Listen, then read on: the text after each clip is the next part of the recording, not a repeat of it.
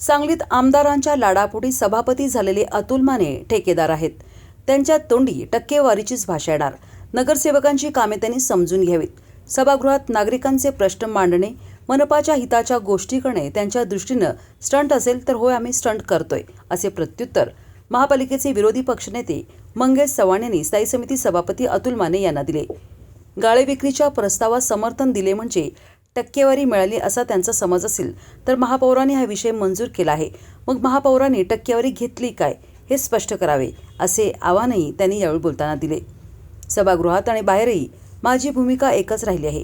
गाळे विक्री प्रस्तावास समर्थन दिले. शासन निर्णय, न्यायालयाचा आदेश, विषयपत्र पाहूनच निर्णय घेतला. प्रशासनाचे 56 लाख रुपये मूल्यांकन केले होते. ते 1,20,49,800 रुपयापर्यंत नेले. मनपाचा फायदाच केला. यात टक्केवारीचा विषय येतोच कुठे, असा सवाल उपस्थित करत चव्हाण म्हणाले, नेत्यांच्या लाडाने सभापती झालेले अतुल माने यांना हे कसे कळणार? मुळात ते ठेकेदार आहेत. त्यांच्या तोंडी टक्केवारीचीच भाषा येणार. 600 कोटीच्या MRDPच्या कामाबाबत महासभेत अचानक सादरीकरण करण्यात आले. तसा कोणताही विषय अजेंड्यावर नव्हता. DPRमध्ये त्रुटी आहेत म्हणून विरोध केला. सभापती स्वतःच हे काम बेकायदेशीर असल्याचे सांगत आहेत. मग हा प्रस्ताव होताना त्यांचे पालकमंत्री आमदार झोपा काढत होते काय, असा सवाल उपस्थित करत चव्हाण म्हणाले, सभापती स्वतः महासभेत मूग गिळून गप्प बसतात. चकार शब्दही काढत नाहीत. आम्ही प्रश्न मांडले की स्टंट केला असे म्हणतात. लोकांचे प्रश्न मांडणे स्टंट असेल तर होय, आम्ही स्टंट करतोय, असेही चव्हाण यांनी यावेळी बोलताना सांगितले. यावेळी राष्ट्रवादी काँग्रेस शरदचंद्र पवार पक्षाचे गटनेते अभिजित कोळी उपस्थित होते. सांगली महापालिकेच्या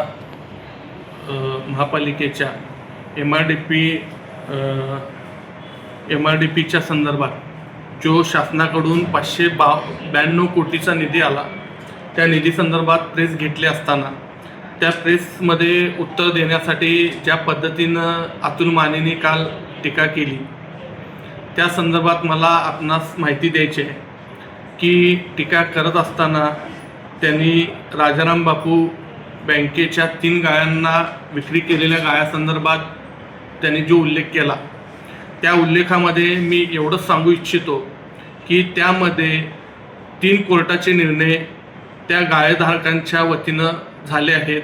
त्यानंतर महाराष्ट्र शासनाचा शासन निर्णय त्यामध्ये झालेला आहे की त्या लोकांना गाळे खरेदी करून देण्यासंदर्भातला.